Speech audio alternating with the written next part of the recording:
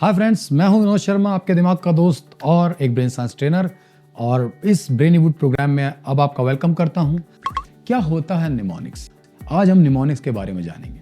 देखिए, मैंने जिस तरह से आपको बताया कि ब्रेन साइंस जो है वो ब्रेन का एक विज्ञान है और आपके ब्रेन में दो पार्ट है, लेफ्ट और राइट। लेफ्ट ब्रेन साइंस और राइट ब्रेन साइंस अलग अलग भी सिखाई जाती है। इंडिया में 4 तरह का ब्रेन साइंस पॉपुलर है: left brain science, right brain science, mid brain science और both brain science. Left brain science वो होता है जिसमें आपके लॉजिकल ब्रेन का ट्रेनिंग होता है। उसकी ट्रेनिंग के जो फैक्टर्स हैं वो हैं mathematics, puzzles, riddles, IQ development और ऐसे बहुत सारे कोर्सेज भी चलते हैं। सबसे ज़्यादा पॉपुलर कोर्स है वैदिक मैथमेटिक्स, जिसमें मैथमेटिक्स के फॉर्मूलाज के अलावा भी ऑल्टरनेटिव फॉर्मूलाज सिखाए जाते हैं, जिससे मैथमेटिक्स आसान लगने लगती है। लेकिन इसमें एक ही बात का डेवलपमेंट होता है, सिर्फ मैथमेटिक्स का।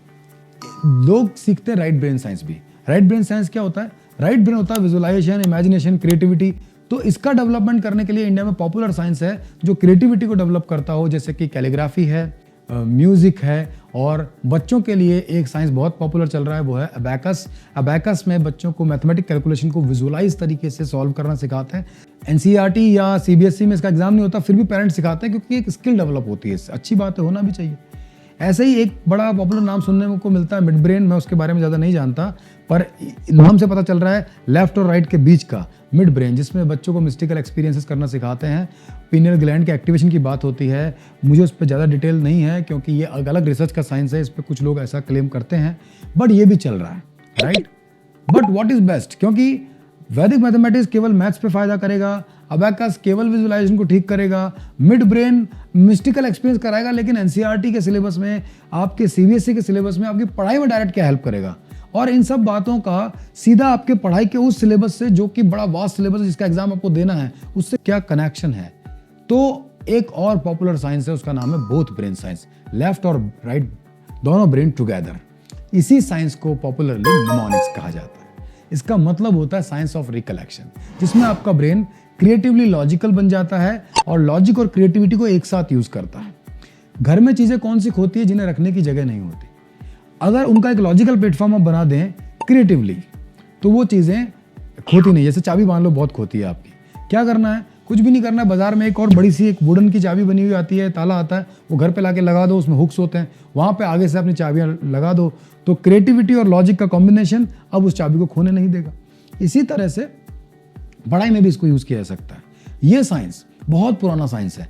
और एक कमाल की बात बताऊं, ये साइंस भारत के ही वेदों से निकला है। वेदों के उपनिषद होते हैं, उपनिषद यानी वेदों के पाठ होते हैं, जो वेदों की एक्सप्लेनेशन होती है या उनका सार होते हैं। तो उपनिषद में, एक छांदोग्य उपनिषद में ये कहा गया है कि ऋषयो मंत्र दृष्टार है। ऋषियों ने मंत्रों को देखा। पुराने जमाने में वेद पढ़े जाते थे, वेदों को याद कर लिया जाता था, पर याद करते वक्त क्या करते थे? वो सिर्फ सुनते नहीं थे, सिर्फ पढ़ते नहीं थे, उन्हें देखते भी थे। इसलिए ये सेंटेंस है, आप किसी भी संस्कृत के टीचर से पूछ लीजिएगा, ऋषियों मंत्र दृष्टार है। ऋषियों ने मंत्रों को देखा, पढ़ा नहीं, लिखा नहीं, देखा। लिखे तो बहुत बाद में गए, और जो चीज देखी जाती है वो जल्दी याद होती है। निमोनिक का मतलब यही है, using the visual memory to memorise anything, right. और ये साइंस ऑफ रिकलेक्शन है, जल्दी याद आने का विज्ञान है। तो ये निमोनिक साइंस वेदों से चला आ रहा है। उसके बाद में आपने देखा होगा, मैंने अभी आपको बताया, आप गूगल पे जाइएगा, निमोनिक सर्च कीजिएगा, you will find so many good searches, और आपको पता चलेगा कि कितना पुराना साइंस है। एनसीईआरटी के सिलेबस में बहुत इफेक्टिव है। और कमाल की बात यह है कि भारत के अंदर एक बीएड करते हैं टीचर, जब भी टीचर बनते हैं, उनकी एजुकेशन साइकोलॉजी में निमोनिक के ही बेसिक्स पढ़ाए जाते हैं। एजुकेशन साइकोलॉजी में 2 चैप्टर हैं, एसोसिएशन, इमेजिनेशन। ये दोनों ही कंबाइन कर लिए जाए तो निमोनिक्स बन जाता है। यानी कि ये साइंस ऑलरेडी एक अप्रूव्ड साइंस है। यूनेस्को की ऑफिशियल लाइब्रेरी में रिचर्ड डैनियल की बुक रखी हुई है, the process of mnemonic science.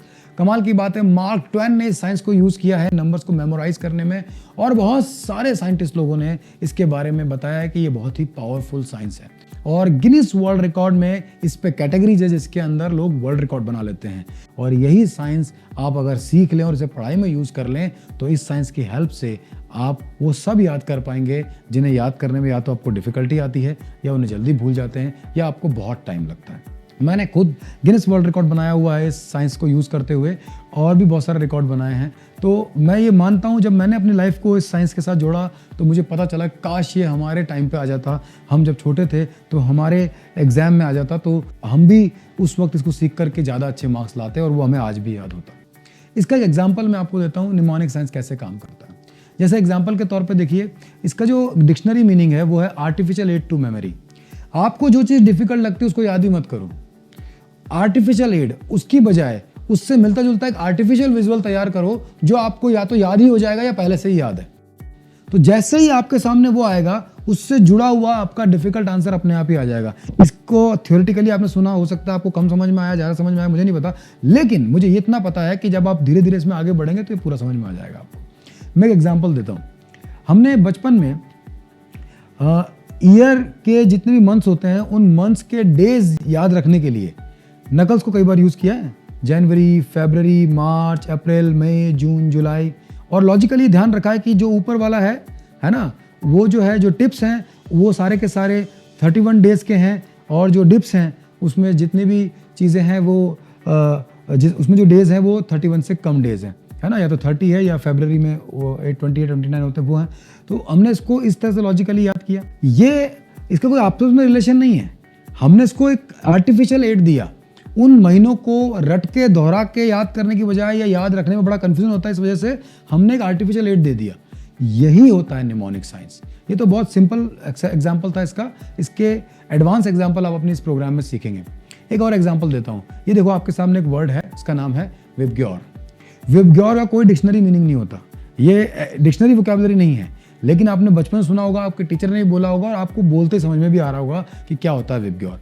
इंद्रधनुष यानी कि रेनबो के 7 कलर्स का सीक्वेंस याद करने के लिए एक वर्ड आर्टिफिशियली बना लिया गया विबग्योर, यानी वी यानी वॉयलेट, आई यानी इंडिगो, बी यानी ब्लू, जी यानी ग्रीन, वाई यानी येलो, ओ यानी ऑरेंज और आर रेड।